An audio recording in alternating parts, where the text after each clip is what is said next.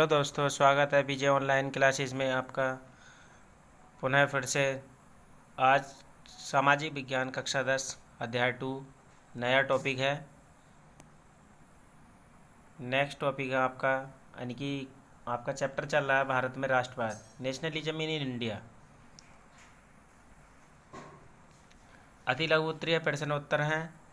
ठीक है गाइस, तो आगे देखते हैं। यानी कि पहला क्वेश्चन है, पहला विश्व युद्ध, खिलाफत और असहयोग आंदोलन। यानी कि पहला विश्व युद्ध और खिलाफत असहयोग आंदोलन, यानी कि इसके बारे में हमारी चर्चा चलेगी। ठीक है गाइज, यानी कि पहला विश्व युद्ध कब हुआ, खिलाफत आंदोलन और असहयोग आंदोलन, यानी कि इन तीन के बारे में हमारे क्वेश्चन आएंगे। ठीक है, तो पहला क्वेश्चन है उपनिवेश किसे कहते हैं। तो फर्स्ट क्वेश्चन है आपका उपनिवेश, यानी कि उपनिवेश किसे कहते हैं। तो देखिए गाइज, यानी कि उत्तर इसका दे रखा है आंसर, गुलाम देश को उपनिवेश कहते हैं। अब गुलाम का मतलब होता है किसी के क्षेत्र को अपने क्षेत्र में मिला लेना, तो उसको हम क्या कहते हैं, गुलाम, यानी कि वो उसका गुलाम है।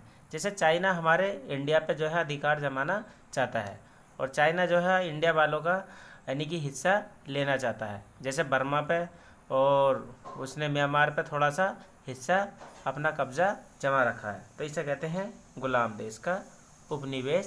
ठीक है गाइज, आगे देखते हैं, इम्पोर्टेंट क्वेश्चन है। नेक्स्ट है, यानी कि गांधी जी ने खेड़ा के किसानों का आंदोलन कब चलाया। तो गांधी जी ने खेड़ा के किसानों का आंदोलन कब चलाया, 1917 में। ठीक है गाइज, तो आंसर है यानी कि गांधी जी ने खेड़ा के किसानों का आंदोलन कब चलाया, 1917 में।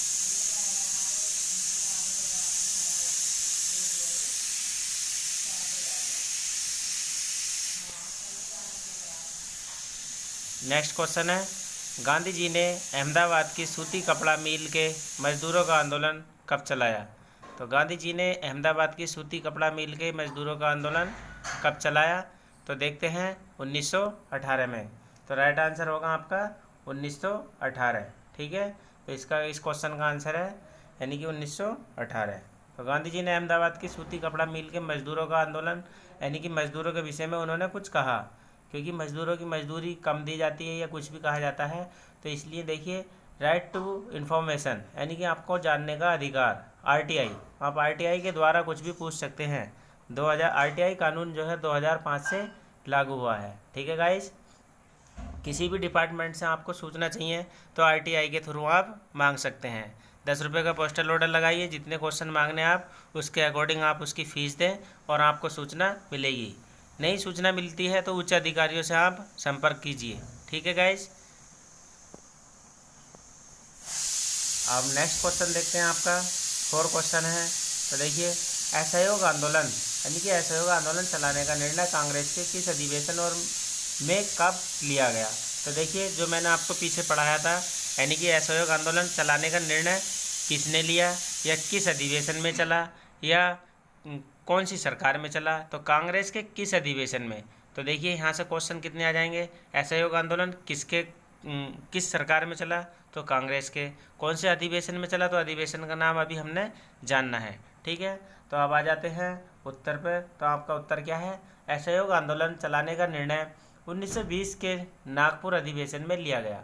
तो देखिए आपका जो है असहयोग आंदोलन जो था 1920 के नागपुर अधिवेशन, अब अधिवेशन हुआ तो नागपुर में जो है इसका निर्णय लिया गया। ठीक है गाइज, आगे देखते हैं, वेरी इंपॉर्टेंट क्वेश्चन है, ऑल कंपटीशन में आता है, IAS PCS, ठीक है, railway SSC, all India board exam, यानी कि 10th क्लास सामाजिक विज्ञान के बोर्ड एग्ज़ाम में UP board, Uttarakhand board, Rajasthan board, Himachal, Haryana, Punjab, Bihar, यानी कि मध्य प्रदेश, लगभग ऑल इंडिया के बोर्ड एग्जाम में अक्सर क्वेश्चन आते हैं।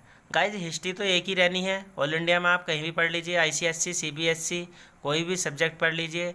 CBSC ICSC में इंग्लिश में कन्वर्ट होता है, क्वेश्चन यही होगा। ठीक है गाइज, तो यानी कि ऑल बोर्ड में एग्जाम में इम्पोर्टेंट क्वेश्चन हैं। ठीक है, इंग्लिश मीडियम में इंग्लिश में चला जाएगा, हिंदी मीडियम में हिंदी में क्वेश्चन पुटअप हो जाएगा। ठीक है, आता यही है, बेस ही तो रहता है, यानी कि कोई भी आप कंस्ट्रक्शन करेंगे तो बुनियाद पे तो रखेंगे, तो बुनियाद सभी की नींव एक होती है। ठीक है, बस लैंग्वेज चेंज हो जाती हैं, पंजाबी, उड़िया, मलयालम, कहीं कहीं मलयालम में ज़्यादा लिखते हैं लोग बाग, उड़िया, भोजपुरी, ठीक है, और आपकी इंग्लिश, ठीक है गाइस। तो आगे चलते हैं। तो कन्फ्यूजन नहीं होना है, मस्ती में पढ़ना है, ठीक है, एंटरटेनमेंट भी करते रहना है, पढ़ते भी रहना है, पढ़ाई पे खासकर ध्यान रखना है। नेक्स्ट क्वेश्चन है आपका 5 क्वेश्चन है। तो देखिए, अवध के सन्यासी बाबा रामचंद्र फिजी में किस रूप में काम कर चुके थे? तो अवध के सन्यासी बाबा रामचंद्र फिजी में किस रूप में, यानी कि उनका रूप, यानी कि किस रूप में उन्होंने काम किया था, ठीक है गाइस। तो आंसर देखते हैं। आंसर आपका, वे फिजी में एक गिरमिटिया मजदूर के रूप में काम कर चुके थे। तो गाइस ये बोर्ड एग्जाम के लिए मोस्ट इम्पोर्टेंट क्वेश्चन है, ठीक है, सामाजिक विज्ञान 10th क्लास के लिए बोर्ड एग्जाम के लिए इम्पोर्टेंट क्वेश्चन है। मैंने अभी बताया ऑल इंडिया बोर्ड जितने भी 29 राज्य 29 राज्यों के बोर्ड एग्जाम के लिए 10th क्लास के इम्पोर्टेंट क्वेश्चन है, ठीक है गाइज। गिरमिटिया मजदूर के रूप में काम कर चुके हैं। तो गिरमिटिया मजदूर के रूप में काम किसने किया, कभी कभी क्वेश्चन 1 नंबर में पुटअप हो जाएगा। तो बाबा सन्यासी बाबा रामचंद्र थे, ठीक है। और ये कहाँ के रहने वाले थे? अगर क्वेश्चन में पूछा जाए गिरमिटिया मजदूर के रूप में बाबा रामचंद्र सन्यासी जी ने काम किया और ये कहाँ के रहने वाले थे, तो कहाँ के रहने वाले थे? अवध का। तो क्वेश्चन घुमा के पुटअप हो जाते हैं, ठीक है गाइज। तो नेक्स्ट क्वेश्चन देखते हैं।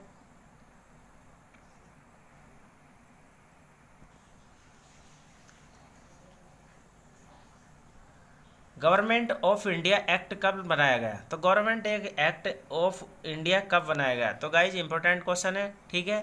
तो राइट आंसर होगा आपका इसका, यानी कि गवर्नमेंट एक्ट 1919 में बनाया गया, 1999 में, ठीक है गाइज, 1919 में बनाया गया। डेट ध्यान रखेंगे। गवर्नमेंट ऑफ इंडिया एक्ट यानी कि भारत सरकार का एक्ट कब बनाया गया? 1919 में, ठीक है।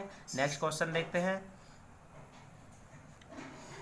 भारत माता, भारत माता, देखिए सिंगल इन्वर्टेड कॉमा में कोई बात लिखी रहती है तो उसको हम चेंज कर सकते हैं गाइज। सिंगल इन्वर्टेड कॉमा का मतलब ये आपके कॉमे जो लगे हैं भारत माता के साइड में, तो इसको सिंगल इन्वर्टेड कॉमा कहते हैं। डबल इन्वर्टेड कॉमा में अगर जो बात लिखी रहती है, डबल इन्वर्टेड कॉमा इस टाइप से होता है, ठीक है गाइज, तो उसकी बात हमें चेंज नहीं कर सकते, यानी कि डबल इन्वर्टेड कॉमा में जो बात लिखी रहती है तो वो उसको हम चेंज नहीं कर सकते, उसके लिए हमें परमिशन लेनी पड़ती है, ठीक है, सरकार से, राइटर से या प्रकाशन वाले से, ठीक है गाइज।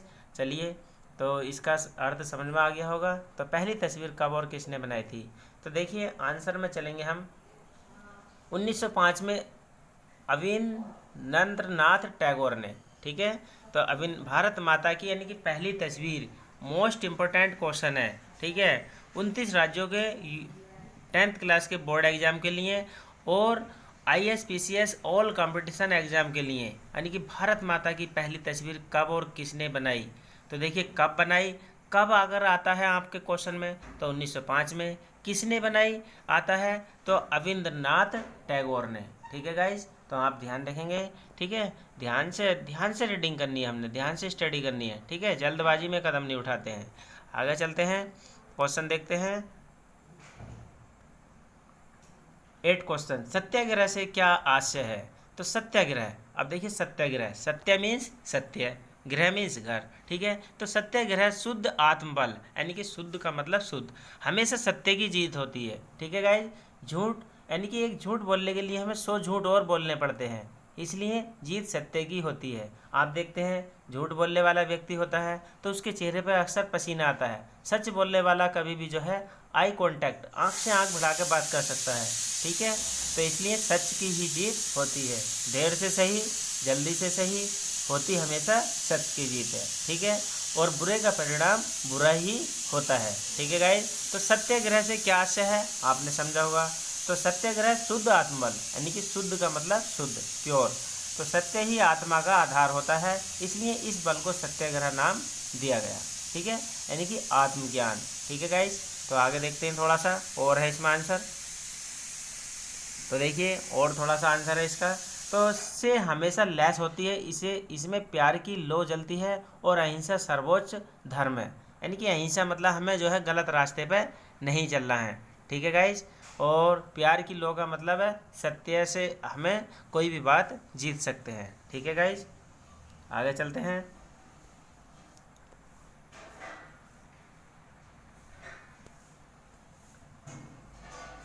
तो 9 क्वेश्चन देखते हैं, बहिष्कार का क्या अर्थ है। बहिष्कार, तो बहिष्कार प्रायः विरोध का एक रूप होता है जिसके अंतर्गत किसी के साथ संपर्क रखने, जुड़ने से इनकार करना या गतिविधियों में हिस्सेदारी, चीज़ों की खरीद व इस्तेमाल से इनकार करना सम्मिलित होता है। देखिए बहिष्कार शब्द मैंने आपको जो था शॉर्ट क्वेश्चन में यानी कि लघु शब्दों में आपको मैंने समझाया था, तो यहाँ डिस्क्राइब हो गया यानी कि वर्णन कर दिया है उसका। तो बहिष्कार का मतलब मैंने आपको बहुत डीपली समझाया। तो बहिष्कार का मतलब आप अपने लैंग्वेज में अपने शब्दों में लिख सकते हैं आंसर। ठीक है गाइज, मैंने आपको पहले भी समझा दिया है। पुरानी वीडियो देखना, वीडियो को जब भी देखें पूरी देखें, मन से देखें, लाइक करें, शेयर करें और चैनल को सब्सक्राइब करें। ठीक है गाइज, तो यानी कि मन से देखिए, मन से करिए काम, जो भी काम करना मन से करिए, तब देखिए आप क्या होता है। ठीक है, तो नेक्स्ट क्वेश्चन देखते हैं। तो नेक्स्ट क्वेश्चन है, रोलेट एक्ट कब पास हुआ था। तो रोलेट एक्ट कब पास हुआ था, तो देखिए आंसर में लिखेंगे रोलेट एक्ट कब पास हुआ था। सिडनी रोलेट समिति की सिफारिश पर रोलेट एक्ट 1918 ईस्वी में को पास हुआ था। ठीक है, सिडनी रोलेट समिति का मतलब होता है कई सारे लोगों की एक समिति बनी होती है। ठीक है गाइस, आगे चलते हैं। क्वेश्चन आ जाता है आपका, जलियांवाला बाग हत्याकांड की जांच के लिए नियुक्त हंटर कमेटी के 3 भारतीय सदस्यों के नाम लिखिए। ठीक है गाइज, ये क्वेश्चन अक्सर हंटर समिति, जलियांवाला बाग कांड, ठीक है, अक्सर पूछा जाता है। ऑल कंपटीशन का मतलब all entrance exam. Entrance exam का मतलब यूनिवर्सिटी एग्ज़ाम जो होते हैं, बोर्ड एग्ज़ाम होते हैं, दूसरे बोर्ड में बच्चे एग्ज़ाम देते हैं, या जो कंपटीशन होते हैं यूनिवर्सिटी लेवल पे, तो सभी में अक्सर आता है। ठीक है, तो हंटर कमेटी के 3 भारतीय सदस्यों के नाम लिखिए, यानी कि जांच हुई थी।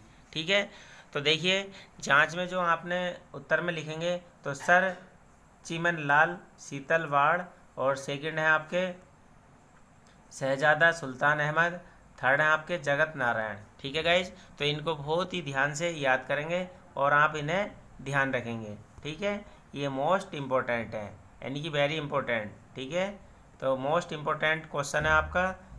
ठीक है गाइज, आगे ध्यान रखेंगे। नेक्स्ट क्वेश्चन देखते हैं, जलियांवाला बाग हत्याकांड की जांच के लिए नियुक्त हंटर कमेटी। ठीक है गाइज, ये हो गया है, दोबारा आपका रिफील्ड हो गया है। ठीक है, तो देख लीजिए और अपने नोट्स बनाइए और आगे तैयारी करिए। ठीक है, याद करने के बाद में क्वेश्चन को हमेशा आप, मैं रणनीति बीच बीच में आपको रणनीति भी बताता रहूँगा, कैसे नंबर लाने, कैसे अच्छे नंबर लाने। तो जब भी याद करेंगे उसको आप जो है नोटबुक में लिख के ज़रूर देखेंगे, जैसे हम एग्ज़ाम देने जाते हैं। ठीक है गाइज, आगे देखते हैं। क्वेश्चन नंबर 12, असहयोग आंदोलन कब और क्यों वापस लिया गया। तो असहयोग आंदोलन कब क्यों वापस लिया गया, तो असहयोग आंदोलन चोरी चोरा जो कांड हुआ था, चोरी चोरा कांड, तो उसके कारण जो था गांधी जी ने 1922 में वापस लिया था। अब क्वेश्चन आ जाता यहाँ से, देखिए शॉर्ट क्वेश्चन बन जाएंगे विकल्प वाले। असहयोग आंदोलन कब वापस लिया गया, तो कब आया, तो 1922 ईस्वी में। असहयोग आंदोलन किस घटना के कारण वापस लिया गया, तो चोरी चोरा घटना के कारण। ठीक है गाइस, तो 3 क्वेश्चन यहाँ से बनते हैं आपके कंपटीशन के, तो आप बहुत ही ध्यान से पढ़ेंगे। मैं आपको एक एक बात बता के चलता हूँ डीपली। ठीक है, डीपली का मतलब बहुत गहराई से। ठीक है गाइस, यानी कि ऑल कंपटीशन के हिसाब से, मैं बोर्ड के हिसाब से नहीं पढ़ा रहा आपको, यानी कि बोर्ड एग्ज़ाम के लिए तैयारी करनी है बस, बोर्ड के नहीं, कंपटीशन के हिसाब से। ठीक है, कहीं जाने की ज़रूरत नहीं है किसी कंपटीशन क्लास अटेंड करने की, आप इसको पढ़िए, डेली पढ़िए। ठीक है, लगातार पढ़िएगा। ठीक है गाइज, आपको कोई भी सफलता से नहीं रोक सकता है। चलिए, तो मैंने तीनों क्वेश्चन आपको समझा दिए हैं। नेक्स्ट क्वेश्चन देखते हैं, गांधी जी ने असहयोग आंदोलन पर बल क्यों दिया। अब देखिए 2006 में बोर्ड एग्जाम में आया हुआ है, तो असहयोग आंदोलन पर क्यों बल दिया गया, तो गांधी जी का विचार था कि ब्रिटिश शासन भारतीयों के सहयोग से ही स्थापित हुआ था, यानी कि जो ब्रिटिश शासन था इंडिया में, तो वो भारतीयों के सहयोग से ही स्थापित हुआ था, और यह शासन इसी सहयोग के कारण चल रहा है, और शासन भी उनका चल रहा है। अतः गांधी जी का मानना था कि यदि ब्रिटिश शासन का असहयोग किया जाए तो यह शासन समाप्त हो जाएगा। ठीक है, यानी कि ब्रिटिश शासन का वो अगर वो सहयोग करेंगे तो ये शासन समाप्त हो जाएगा। ठीक है गाइस, यानी कि खत्म हो जाएगा। नेक्स्ट क्वेश्चन देखते हैं,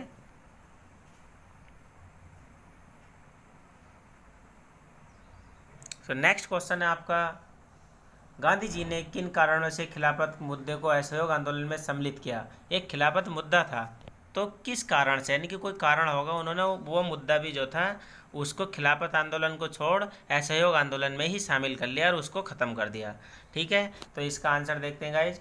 तो भारतीय मुसलमानों ने अंग्रेज़ों के विरुद्ध खिलाफत आंदोलन शुरू किया। अब भारतीय जो मुसलमान थे, मोमदन थे, मुस्लिम, तो उन्होंने अंग्रेज़ों के विरुद्ध एक खिलाफ, यानी कि उनके खिलाफ जो है कोई षड्यंत्र रचा, आंदोलन चालू किया। गांधी जी ने मुसलमानों का सहयोग प्राप्त करने के लिए खिलाफ मुद्दे को असहयोग आंदोलन से सम्मिलित कर लिया। अब गांधी जी ने दिमाग से काम लिया कि ये भी अंग्रेज़ों का विरोध कर रहे हैं, तो क्यों ना उन्होंने अपने आंदोलन में ही इनको मिला लिया। ठीक है, तो इसका नाम खिलाफत आंदोलन असहयोग आंदोलन में ही मिल गया। ठीक है, नेक्स्ट क्वेश्चन देखते हैं। तो इनलैंड, यानी कि इनलैंड इमिग्रेशन एक्ट क्या था? तो देखिए, एक्ट 2006 में बोर्ड एग्जाम में आया है। तो इनलैंड इमिग्रेशन एक्ट क्या था? तो 1859 के इनलैंड इमिग्रेशन एक्ट के अंतर्गत बागानों में काम करने वाले मजदूरों को बिना इजाज़त बागान से बाहर जाने की छूट नहीं होती थी, यानी कि बगैर इजाज़त के जो मजदूर थे वो बाग से, बगीचों से बाहर नहीं जा सकते थे। ठीक है गाइस, तो इनलैंड इमिग्रेशन एक्ट है। अब एक शॉर्ट नंबर का क्वेश्चन बनेगा, इनलैंड इमिग्रेशन एक्ट क्या है? ठीक है, यानी कि बागानों से बाहर जाने के लिए मजदूरों को रोकना, घरों से बाहर जाने के लिए मजदूरों को रोकना, या शहरों में जाने के लिए, यानी कि इस टाइप से आपके 4 विकल्प बन जाएंगे, तो आपको एक विकल्प रखना है। यह इनलैंड इमिग्रेशन एक्ट कब लागू हुआ? तो 1859। ठीक है गाइज, तो ऐसे क्वेश्चन बनेंगे पुटअप आपके। ठीक है, बोर्ड एग्जाम के लिए 10 क्वेश्चन आपके शॉर्ट क्वेश्चन आते हैं विकल्प वाले। ठीक है, और ऑल कंपटीशन के लिए। ठीक है, तो बुनियाद आपकी ज़मीन पे ही रहेगी, आसमान पर नहीं रहेगी। ठीक है, इसलिए गाइज इसको यानी कि मिसगाइड नहीं करना है, आपको जो है ध्यान से पढ़ना है, आगे तक काम आने वाले क्वेश्चन है। ठीक है, ओनली केवल 10th क्लास बोर्ड एग्ज़ाम के लिए नहीं।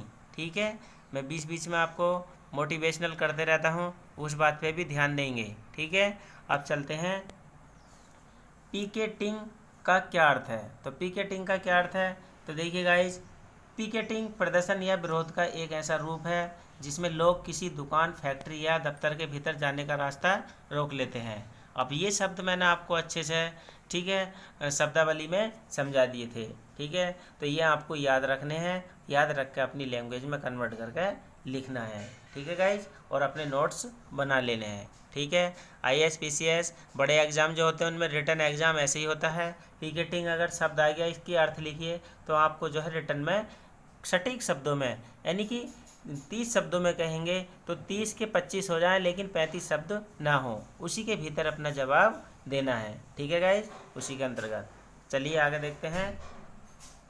दक्षिण अफ्रीका से भारत लौटने के बाद गांधी जी ने किन किन स्थानों पर सत्याग्रह आंदोलन चलाया और कब चलाया? तो देखिए, 1916 में बिहार के चंपारण जिले में, 1917 में गुजरात के खेड़ा जिले में, यानी कि सत्याग्रह आंदोलन चलाया। ठीक है गाइज, आगे देखते हैं।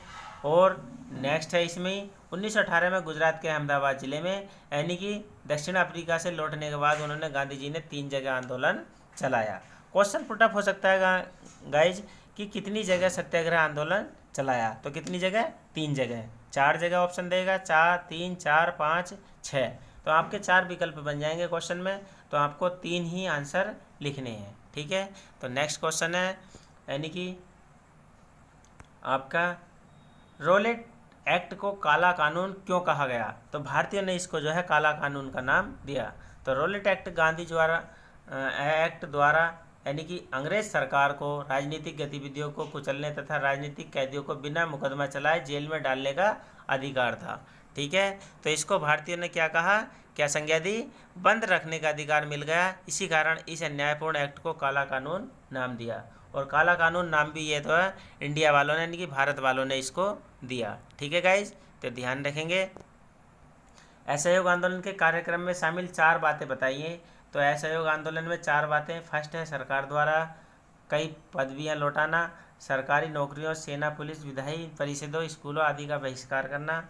बहिष्कार का मतलब मैंने आपको समझा दिया, यानी कि बहिष्कार का मतलब है किसी भी चीज़ को मना कर देना। ठीक है, अब तीसरा है विदेशी वस्तुओं का बहिष्कार करना, यानी कि विदेशी वस्तुएं हमें नहीं पहननी है, नहीं उनको लेना है, नहीं उनको छूना है। जैसे चाइना ऐप का हमने बहिष्कार कर दिया, 59 ऐप हमारे जो चाइना के थे उन्हें बंद कर दिया गया। चाइना के सामान का बहिष्कार करिए क्योंकि कोरोना वायरस फैला रखा है, ठीक है। तो हमें चाइना के सारे सामान का बहिष्कार करना है, कोई भी यूज नहीं करना है, ठीक है। इलेक्ट्रॉनिक्स आइटम ओनली इंडिया के खरीदने हैं, मेड इन इंडिया, ठीक है गाइज। तो आप ध्यान रखेंगे, ठीक है। 59 से ऐप से बंद हो सकते हैं, तो इसे कहते हैं हम बहिष्कार। नेक्स्ट टॉपिक है, इसी में आपका चौथा पॉइंट है, यदि सरकार दमन का रास्ता अपनाए तो व्यापक सविनय अवज्ञा अभियान चलाना है, ठीक है। अब नेक्स्ट क्वेश्चन देखते हैं आपका। तो नेक्स्ट क्वेश्चन है गाइज आपका, गिरमिटिया मजदूर कौन थे? तो गिरमिटिया मजदूर कौन थे, उन्हें यह नाम क्यों दिया गया, गिरमिटिया मजदूर से क्या अभिप्राय है, समझाइए। तो 2013 में क्वेश्चन आया हुआ है, वेरी इंपॉर्टेंट क्वेश्चन है बोर्ड एग्जाम के लिए। तो देखिए गाइज, यानी कि अथवा का मतलब मैंने आपको समझाया, अथवा का मतलब होता है या, यानी कि या तो ऊपर वाला या क्वेश्चन नीचे वाला, दोनों क्वेश्चन में से कोई भी आ जाए, आंसर आपको सेम ही देना है। तो आंसर होगा आपका, औपनिवेशिक शासन के दौरान बहुत से मजदूरों को काम करने के लिए फिजी, गुआना, वेस्ट इंडीज आदि स्थानों पर ले जाया जाता था, तो इन्हें गिरमिटिया मजदूर कहा जाने लगा। यानी कि इन सारे देशों में जब ले जाते थे मजदूरों को, उपनिवेशिक, उपनिवेश का मतलब मैंने आपको बताया दूसरे के क्षेत्र को अपने क्षेत्र में कब्जा लेना, ठीक है। तो यहाँ के उपनिवेशिक क्षेत्र के लोग जो थे इन देशों में मजदूरी करने जाते थे, तो उनको गिरमिटिया कहने जाने लगा। बस इन देशों के नाम याद रखिए, इनकी फिजी, गुआना, वेस्ट इंडीज आदि स्थानों पर जो थे उपनिवेशिक मजदूर ले जाया करते थे और उनको गिरमिटिया मजदूर कहा जाता था, ठीक है गाइज। तो अपने शब्दों में लिखिए, लैंग्वेज जरूरी नहीं है रटना मारना, रट्टा तोता नहीं बनना हमने, ठीक है गाइज। समझ के पढ़ना है और समझ के दिमाग से लिखना है। जिसे एग्रीमेंट द्वारा वहाँ ले जाया जाता था, यानी कि एग्रीमेंट मैंने आपको बताया, यानी कि उनको 5 साल 6 साल, यानी कि उससे पहले वो नहीं आ सकते, उसे ये मजदूर गिरमिट कहते थे, ठीक है गाइज। नेक्स्ट क्वेश्चन देखते हैं, महात्मा गांधी द्वारा समझाए गए असहयोग आंदोलन के संदर्भ में 3 मुख्य सुझावों का उल्लेख कीजिए। तो देखिए 3 उल्लेख हैं आपके समझाए गए, तो देखते हैं। महात्मा गांधी ने कहा था कि भारत में ब्रिटिश शासन भारतीयों के सहयोग से ही स्थापित हुआ था और शासन इसी सहयोग के कारण चल पा रहा है। अगर भारत के लोग अपना सहयोग वापस ले लें तो साल भर के भीतर ब्रिटिश शासन ढह जाएगा और स्वराज की स्थापना हो जाएगी। गांधी जी का सुझाव था कि यह आंदोलन चरणबद्ध तरीके से आगे बढ़ना चाहिए। सबसे पहले लोगों को सरकार द्वारा दी गई पदवियां लौटा देनी चाहिए और सरकारी नौकरियां, सेना, पुलिस, अदालतें, विधायी परिषदों, स्कूलों, विदेशी वस्तुओं का बहिष्कार करना चाहिए, ठीक है गाइज। अगर सरकार दमन का रास्ता अपनाती है तो व्यापक सविनय अवज्ञा आंदोलन फिर से प्रारंभ किया जाएगा, ठीक है गाइज। तो ये था हमारा उद्देश्य। नेक्स्ट आगे देखेंगे, सविनय अवज्ञा आंदोलन और सामूहिक अपनेपन का भाव, यानी कि इससे संबंधित क्वेश्चन है, ठीक है। तो साइमन कमीशन के अध्यक्ष कौन थे? तो साइमन कमीशन एक कमेटी थी, तो उसके अध्यक्ष कौन थे गाइज? वेरी इंपॉर्टेंट क्वेश्चन है, short question, all competition exam, ठीक है। IAS PCS हो, JEE का एग्ज़ाम हो, नेट का एग्ज़ाम हो, ठीक है, टेट का, CTET का, रेलवे, SSC, पुलिस का, ठीक है, GD, ग्रुप D, ठीक है, स्टेनो, कोई भी एग्ज़ाम हो सभी में आता है। साइमन कमीशन के अध्यक्ष कौन थे? तो सर जॉन साइमन, तो सर जॉन साइमन, ठीक है। आंसर ध्यान रखेंगे, sir John Simon. Next question है आपका, पूना पैक्ट पर हस्ताक्षर कब किए गए? ठीक है, सारे क्वेश्चन बोर्ड एग्जाम के लिए, ऑल कंपटीशन के लिए इंपॉर्टेंट क्वेश्चन है, ठीक है गाइज। तो पूना पैक्ट पर हस्ताक्षर कब किए गए? सितंबर 1932 में। नेक्स्ट क्वेश्चन देखते हैं, राष्ट्रवाद का अर्थ क्या है? तो राष्ट्रवाद का अर्थ देखते हैं, हमारा चैप्टर का नाम भी है भारत में राष्ट्रवाद। तो राष्ट्रवाद एक ऐसी भावना है जो राष्ट्र के निवासियों में ही होती है, यानी कि राष्ट्रवाद जो है, राष्ट्र के व्यक्ति जितने भी होते हैं तो वो अपने राष्ट्र के लिए जीने मरने की ठान लेते हैं, ठीक है। जैसे सामाजिक, राजनीतिक, आर्थिक व्यवस्थाओं में रहते हैं और समान आकांक्षाएं रखते हैं, यानी कि एक दूसरे से अपेक्षाएं रखते हैं। राष्ट्रीयता की भावना रहती है, यानी कि अगर हमारे देश का राष्ट्रगान कहीं चल रहा है तो हमें उसका मान सम्मान करना चाहिए और राष्ट्रगान में खड़े हो जाना चाहिए। उसका अनादर नहीं करना चाहिए। ठीक है गाइज। तो राष्ट्र के निवासियों में राष्ट्र के प्रति स्नेह यानी कि प्यार अपने देश के लिए। कोई हमारे देश पे अटैक करता है तो हमें सरकार का साथ देना चाहिए। ठीक है। और सबसे बड़ा साथ हमारे फौजी भाई, ठीक है, अपने माँ बाप भाई बहनों को छोड़कर अपने घर से हमारे देश की रक्षा करते हैं और सीमाओं पर रात दिन पहरा लगा के बेचारे हमारे लिए सुरक्षा प्रदान करते हैं। नहीं तो हम सुरक्षित नहीं रह पाएंगे। ठीक है। तो हमारे ही भाई बहन होते हैं जो सीमाओं पर जाके हमारे देश की रक्षा करते हैं। ठीक है गाइज। तो इसे कहते हैं राष्ट्र के लिए प्रति यानी कि स्नेह, घनिष्ठता, प्रेम, गौरव। गौरव मतलब अपना गर्व करना, भक्ति की भावना का प्रतीक। तो एकमात्र फौजी भक्ति की भावना का प्रतीक होते हैं और देश के प्रति ये सारा चीज़ उनको मिलता है, यानी कि प्रति स्नेह, घनिष्ठता, गौरव, भक्ति भी होती है। ठीक है। मर मिट जाएंगे देश के लिए ही वो, घर को, बच्चे, बीबी सब भूल जाते हैं। ठीक है। कब ऑर्डर आ जाए और अपनी ड्यूटी चले जाते हैं। तो इसे कहते हैं राष्ट्रवाद। ठीक है गाइज। अपने शब्दों में लिखेंगे। नेक्स्ट क्वेश्चन देखेंगे। तो नेक्स्ट क्वेश्चन है आपका। ठीक है। और वीडियो को जब भी देखें तो गाइज मन से देखें, पूरी देखें। आप ये ना कहें कि यार खाली वीडियो है, ये क्वेश्चन तो हम पढ़ लेंगे और बस देखा और छोड़ दिया। ठीक है। ऐसी किसी भी काम को देखा छोड़ दिया तो कोई भी काम हमारा सक्सेसफुल नहीं हो पाता है। जिस काम को भी करना है मन से करना है, तन मन धन से, सब चीज़ आपके सामने होनी चाहिए। ठीक है। पढ़ते समय भी 2 घंटे पढ़िए, ज़्यादा नहीं पढ़ना। मैं आपको रणनीति बता रहा हूँ थोड़ी बीच में। 2 घंटे पढ़ो, मन से पढ़ो। 6 घंटे मत पढ़ो, 8 घंटे मत पढ़ो, 10 घंटे मत पढ़ो। ठीक है गाइज। सुबह को पढ़ो, मॉर्निंग टाइम, इवनिंग टाइम, जब आपको समय मिलता है तब पढ़िएगा। ठीक है। और कंपटीशन की तैयारी करिएगा। ऑल द बेस्ट सभी को। ठीक है। ऑल बोर्ड एग्ज़ाम के लिए, ठीक है, तैयारी करिए और अच्छे मार्क्स लाइए। अगर आपके मार्क्स कटते हैं, आपको विश्वास है, पूर्ण विश्वास है कि मैंने ऐसा लिखा है, पूरी कॉपी में नंबर अच्छे आने चाहिए, सटीक लिखा है, सही लिखा है, तो आप आरटीआई के थ्रू बोर्ड में काफ़ी खुलवा सकते हैं। ठीक है गाइज। यानी कि कोई भी आपकी कॉपी को छेड़ नहीं सकता, आप रीचेकिंग उसको करा सकते हैं। ठीक है। तो ये क्वेश्चन नेक्स्ट लास्ट क्वेश्चन देखते हैं। देशी खर्च या होम चार्जेज क्या था? तो ब्रिटिश भारत सरकार द्वारा इंग्लैंड में किए जाने वाले खर्च को देशी खर्च या होम चार्जेज कहा जाता था। यह खर्च भारतीय करदाताओं द्वारा दी गई राशि से पूरा किया जाता था।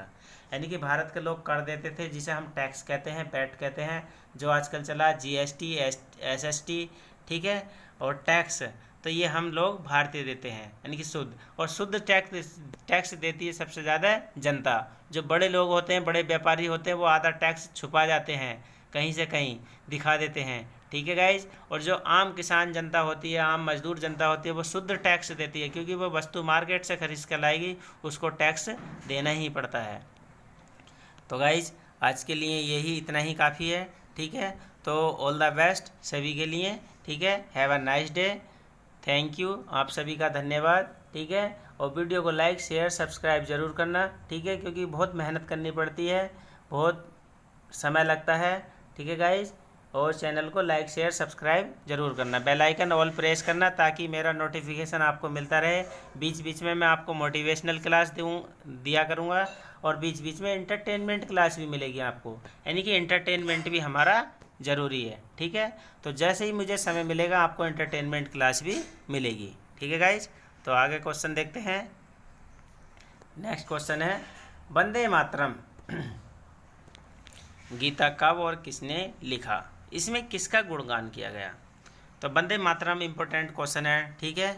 वंदे मातरम गीत, तो देखिए वंदे मातरम के जो रचयिता हैं, गीत 1870 के दशक में श्री बंकिम चंद्र चट्टोपाध्याय द्वारा लिखा गया। भारत माता का गुणगान किया गया।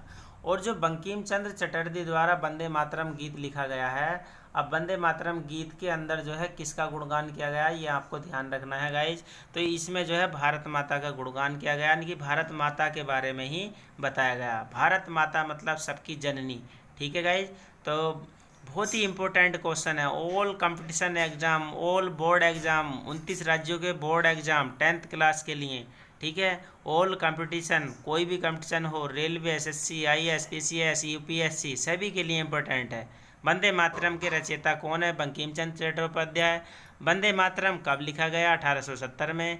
वंदे मातरम जो गीत है उसमें किसका गुणगान किया गया? तो भारत माता का गुणगान किया गया। तो देखिए हमने डीपली यहाँ से कितने क्वेश्चन तैयार कर दिए गाइज, विकल्प वाले 4 क्वेश्चन। ठीक है, ऐसे ही होता है डीपली पढ़ना। आगे देखते हैं, तो नेक्स्ट चलते हैं, इसको ध्यान से याद करना है। ठीक है, अपने नोटबुक में नोट कर लेना है। ठीक है, नोट्स ज़रूर बनाते रहें। पूर्ण स्वराज्य को औपनिवेशिक रूप से कब और कहाँ स्वीकार किया गया?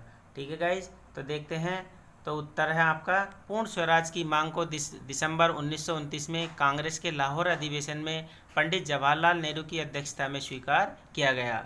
ठीक है, जो हमारे देश के प्रथम प्रधानमंत्री पंडित जवाहरलाल नेहरू और जो ठीक है 18 साल लगभग प्रधानमंत्री रहे, तो पूर्ण स्वराज्य की मांग को लेकर दिसंबर 1929 में कांग्रेस के लाहौर अधिवेशन में पंडित स्वराज की अध्यक्षता में स्वीकार किया गया। यानी कि जवाहरलाल नेहरू जो थे वहाँ अध्यक्ष थे, तो उनकी देखरेख में यानी कि पूर्ण स्वराज की मांग को स्वीकार किया गया।